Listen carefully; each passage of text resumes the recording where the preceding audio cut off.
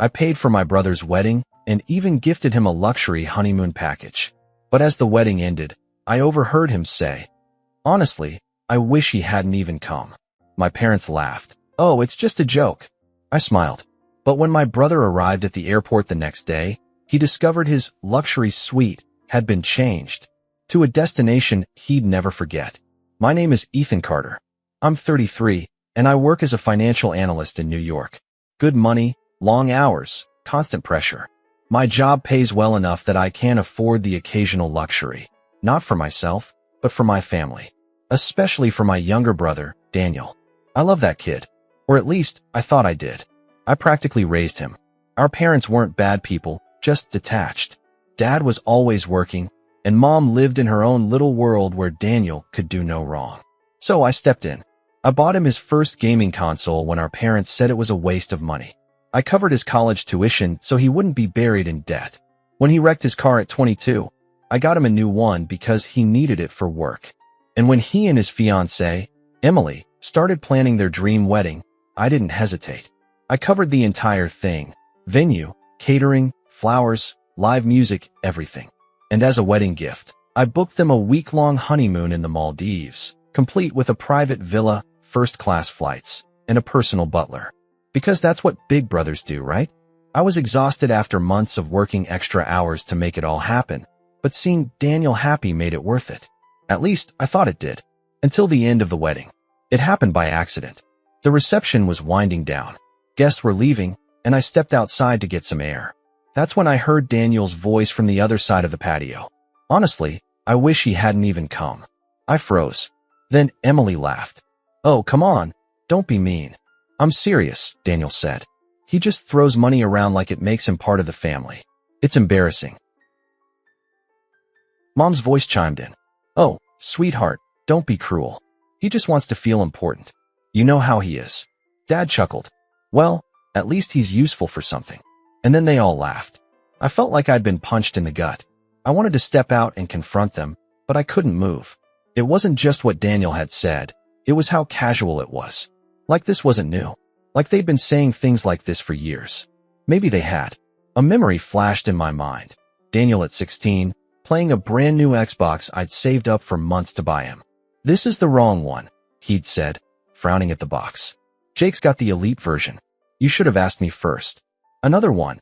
Him at 20, taking the keys to the car I'd bought after he totaled his first one. "At least it's not a Prius," he'd muttered, already texting someone about it. And another. Him at 25, drunk at a family dinner, laughing with our cousins. "Ethan's great, man. He's like a rich uncle who doesn't have kids. Just throw money at him, and he'll buy you whatever you want." I had laughed along with them back then. Told myself he didn't mean it, that it was just a joke. But standing there, outside his wedding, hearing them all laugh at me like I was some pathetic, desperate fool, it hit different. I should have walked away, should have let it go, but I didn't. Because Daniel and Emily were getting on a plane tomorrow morning, and the honeymoon I had gifted them, that was something I could still change. And trust me, I did. I don't know how long I stood outside, gripping the doorway like it was the only thing holding me up. Their laughter still rang in my ears, their words looping over and over in my head. "Honestly, I wish he hadn't even come. He just wants to feel important. At least he's useful for something." The worst part? No one disagreed.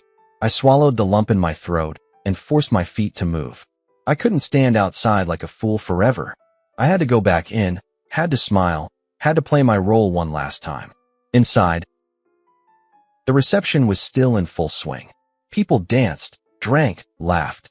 The band played some upbeat pop song that a group of bridesmaids was singing along to. It was as if the air outside hadn't just been filled with the sound of my family mocking me. And then I saw him, Daniel, the golden child, my baby brother, the one I had spent my whole life looking out for. The second his eyes landed on me, his whole face lit up. "Ethan, there you are, man." He strode over and threw an arm around my shoulder, reeking of expensive whiskey and celebration. "Dude, I was just telling Emily, you are the best brother ever. Seriously, man, I don't know what I'd do without you." His grin was wide, his eyes glassy from the alcohol, but his words were smooth, practiced, like he had said them a million times before. And maybe he had, every time he needed something. "Bro, you gotta help me." Just a couple months, I swear. You're the best, man. Seriously. But this time, it didn't land the same way. Because now I knew the truth. I forced a smile. Of course, man. Anything for you. I almost choked on the words. See? That's why I tell people I've got the best brother in the world. Daniel laughed, his grip on my shoulder tightening as he turned to Emily. Isn't he the best, babe? Emily smiled, too, but I noticed how she avoided my eyes. Maybe she felt guilty. Maybe she didn't care. It didn't matter. I just needed to get through the night. I let Daniel gush about how grateful he was. I let him toast to me in front of his friends. I let our parents smile at me like I was fulfilling my role perfectly.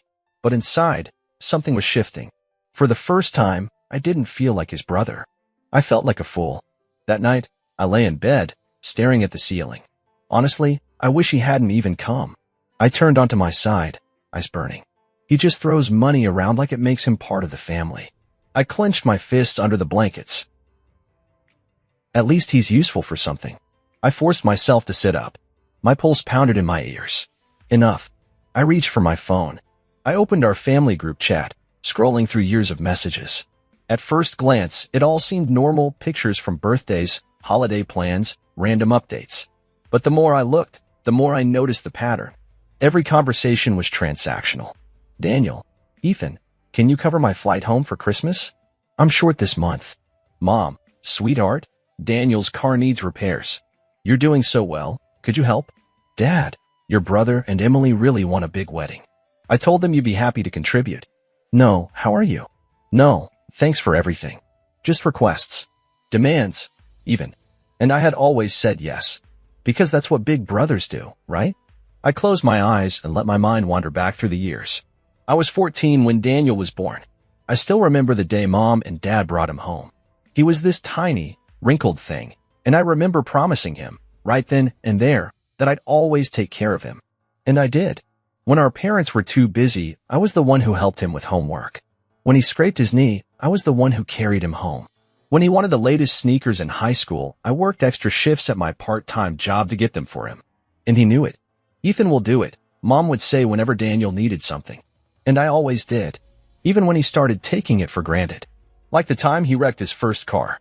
He had been reckless, speeding on a rainy night. The insurance payout barely covered the damage, and he called me in a panic. Bro, you gotta help me. I can't ask Mom and Dad. Dad will kill me. So I bought him another car. A used one, but still reliable. His response? At least it's not a Prius. I should have been angry. But I laughed it off, convinced myself he was just embarrassed that he appreciated it deep down. Then there was the time he needed money for an apartment deposit. Dude, I swear I'll pay you back. Just a couple months, I promise. That was 4 years ago. I never saw a dime. I let it slide. Because that's what big brothers do. But the wedding? That was supposed to be different. This wasn't some last-minute favor. This was me giving him the wedding of his dreams, something he and Emily wouldn't have been able to afford on their own. I had worked extra hours. I had turned down vacations. I had done everything I could to make sure they had the perfect day. And still, it wasn't enough. I wasn't family to them. I was a wallet with a heartbeat. And for the first time, I saw it for what it was. I checked the time, 3:42 a.m. Daniel and Emily's flight was in 6 hours. I opened my laptop. If I was just a wallet to them, then it was time to close the account. I sat alone in my apartment, the glow of my laptop screen illuminating the room. The reservation details were right in front of me, the cursor blinking over the edit button. Daniel and Emily's flight was in just 6 hours. I had never been a petty person. But this was different. I clicked on the honeymoon package I had originally booked for them, a private overwater villa in the Maldives, complete with a personal butler, first-class service, and an all-inclusive gourmet dining experience. It was a dream trip, the kind of luxury that most people could only fantasize about. I hovered over the cancellation option, but that felt too easy. Leaving them stranded with no honeymoon at all would be a disappointment. Sure, but I wanted something they would never forget. I scrolled through the available lodging options, looking for something that would make an impact. Then I found it. Same island. Completely different experience. A rustic beach adventure package. Instead of a luxury villa, they'd be staying in a shared beachside camping hut. No air conditioning, no private pool, no staff catering to their every whim. A mosquito net would be their only protection from the elements. Communal bathrooms. Cold showers. No Wi-Fi. Just the authentic islander experience, as the resort described it. I clicked Modify Reservation. Their first-class flights remained the same. I wanted them to step off that plane expecting paradise. And then, reality would hit. The airport send-off. The next morning, I arrived at JFK Airport under the pretense of seeing them off. Emily greeted me with an overly sweet smile, while Daniel clapped me on the back. "Man, I still can't believe you pulled this off," he said, shaking his head. "The best wedding gift ever. You're a legend, bro." Emily leaned in with a smug expression. I told Daniel he's lucky to have such a generous brother. You know, not everyone would go all out like this. I just smiled. Well, you guys deserve the best. They had no idea. As we walked toward the security gate, Daniel kept rambling about how amazing the resort was supposed to be. "Did you see the pictures? That infinity pool? And the villa, bro. Right over the water. Gonna be insane." Emily nudged him playfully. "I just hope we get a good butler. My friend Claire said the staff makes all the difference." "Oh, I'm sure it'll be unforgettable," I said. I gave them both a hug and waved them off as they disappeared through security. The moment they were out of sight, I turned around and walked out of the airport. I already knew that my phone would be buzzing soon. The arrival, reality hits. I was in the middle of dinner when I got the first message. "Daniel, what? Hey, mess." I grinned and took another bite of my steak. "Daniel, where is the villa? Why are we in some kind of hostel on the beach? There's no air conditioning, dude." I let the message sit for a few minutes before picking up my phone. Then another one came in. "Emily, Ethan, there must be some kind of mistake. The receptionist said this is our reservation. There are other people in the hut next to us. I can hear them snoring." I put my phone down and leaned back, picturing it all. Daniel, standing there in his designer vacation outfit, sweat beading on his forehead as he realized there was no butler, no champagne on arrival, just a rickety wooden shack with a fan that barely worked. Emily, absolutely horrified, clutching her expensive designer handbag while trying to process that she would be showering in cold, salted water and sleeping in a bamboo bed with a thin mattress. I imagined her looking around at the other guests, budget travelers, backpackers, couples in their 40s wearing cargo shorts and flip-flops, laughing at the idea of roughing it. Not exactly the high society honeymoon she had envisioned. "Daniel, bro, are you kidding me? Call the resort.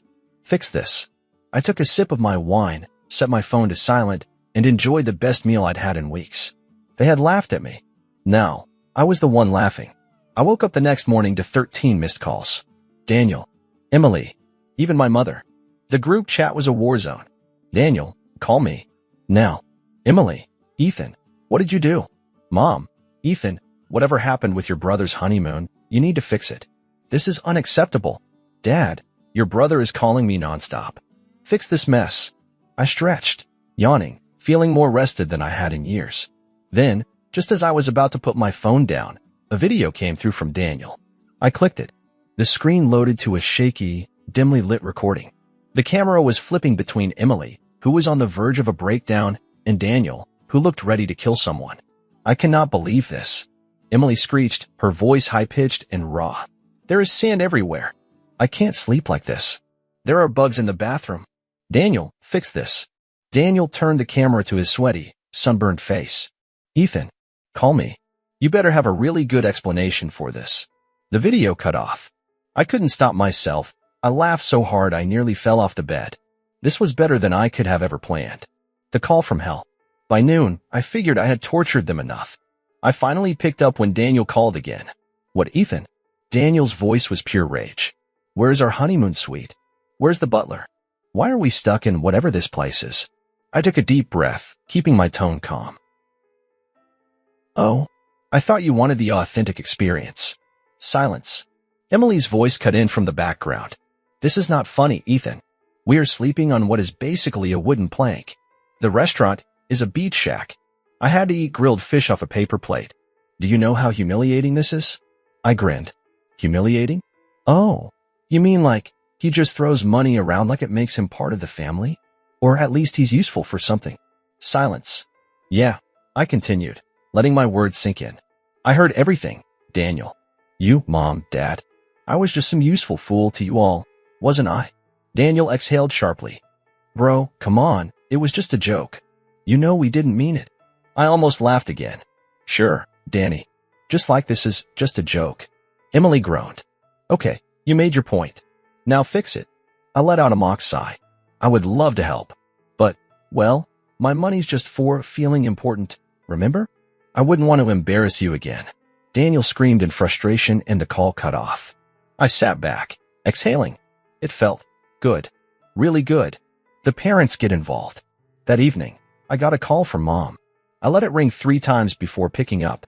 Ethan, she started in that clipped, scolding voice she always used when I wasn't doing what she wanted. I don't know what kind of stunt you pulled, but your brother and Emily are devastated. Do you have any idea how much stress you've caused? I leaned back. More or less than being mocked at his wedding after paying for everything? Mom sighed like I was the one being difficult. It was just a misunderstanding, sweetheart. You took it too personally. I clenched my jaw. There it was. The same gaslighting. The same excuse-making. The same Ethan, you're overreacting nonsense they've been feeding me for years. I'm done, Mom, I said flatly. Daniel is learning what it feels like to be taken for granted. Consider it a lesson. She huffed. So that's it? You're just going to let your brother and his wife suffer. I snorted. Suffer? You mean staying at a fully functional beachside resort on a tropical island? Sounds like a dream, Mom. Ethan, she snapped. We raised you better than this. I finally let the mask drop. No, Mom. You raised me to be your family's personal ATM. And I'm finally closing the bank. I ended the call before she could respond. Daniel's last-ditch effort. 2 days later, I got another call. Daniel. I debated ignoring it, but curiosity got the best of me. Ethan, his voice was strained. Defeated. Look, man, you win. Okay? I raised an eyebrow. Do I? He sighed. I shouldn't have said those things at the wedding. We shouldn't have laughed at you. I messed up. I get it now. I waited, letting the silence stretch. Then he cleared his throat awkwardly. So, can you at least help us move to a better place? I'll pay you back, bro. I swear. I smirked. Like how you were supposed to pay me back for your college tuition. Your car? The apartment deposit. Daniel didn't answer. I leaned forward. Here's the deal, Danny. You figure this out yourself. If you want luxury, pay for it yourself. Otherwise, enjoy your authentic island experience.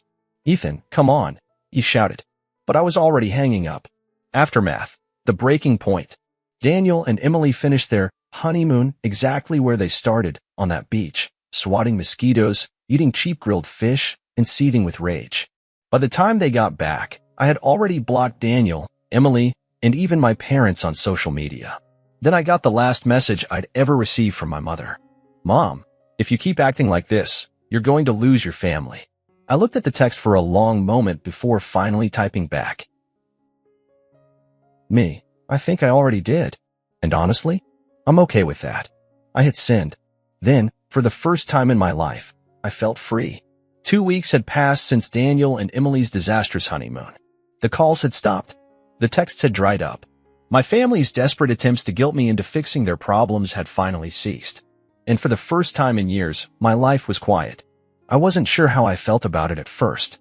There was an odd emptiness where all the stress used to be. No more late-night messages from Daniel asking for money. No more passive-aggressive guilt trips from Mom. Just silence. But then I realized that emptiness wasn't loneliness. It was peace. A new beginning. Without my family constantly draining me, I finally started doing things for myself. I booked a vacation. For me. A real one. Not a sacrifice. Not a gift for someone else. But something just because I wanted it. I spent 10 days in Italy, exploring the streets of Rome, eating pasta at sunset, and drinking wine without worrying about anyone else's problems. It felt surreal at first. The idea that I didn't have to answer to anyone, that no one had a claim over my time or money anymore. Then, one evening, as I sat in a tiny cafe in Florence, watching the sun dip behind the rooftops, it hit me. I had spent my entire life being the good son, the good brother, the one who fixed everything, paid for everything, put everyone else first. And what had it gotten me? Disrespect, manipulation, betrayal. Now, I was free. Daniel's last attempt. I hadn't heard from Daniel since our last call. But one afternoon, as I was going through my emails at work, his name popped up on my phone. I stared at it for a long moment. Then, against my better judgment, I answered. Ethan. Daniel's voice was hesitant. He sounded different. What do you want? I asked, keeping my tone neutral. He exhaled. Look, man, I know I screwed up. I didn't say anything. I wasn't going to make this easy for him. I was terrible, he continued. Emily too. And, Mom, Dad. I get it now. I raised an eyebrow. Do you? He let out a bitter laugh. Yeah, I do. Because ever since you cut us off, I finally see how much you actually did for us. I leaned back in my chair. Must be hard when your walking ATM isn't available anymore, huh? Daniel sighed. I deserve that. I waited. After a long pause, his voice softened. I miss my brother. I felt something tighten in my chest. It was the first real, genuine thing I'd heard from him in years. For a moment, I almost caved. Almost told him that I missed him too. But then I remembered everything. The wedding. The laughter behind my back. The years of being used. And I realized, I didn't know him anything. I took a deep breath. Daniel, I don't know if we'll ever be okay again. Silence. But if you really get it now, then prove it. Not with words. With actions. Daniel swallowed hard. Yeah. Okay. I hung up. I didn't block his number. But I didn't reach out either. Some bridges weren't meant to be rebuilt. Final closure. A few weeks later, I got a message from an unknown number. Emily. It was short. Cold. Congrats. You got what you wanted. Hope you're happy. I stared at it for a moment before deleting it. I did get what I wanted. Peace. And for the first time in my life, I was truly happy.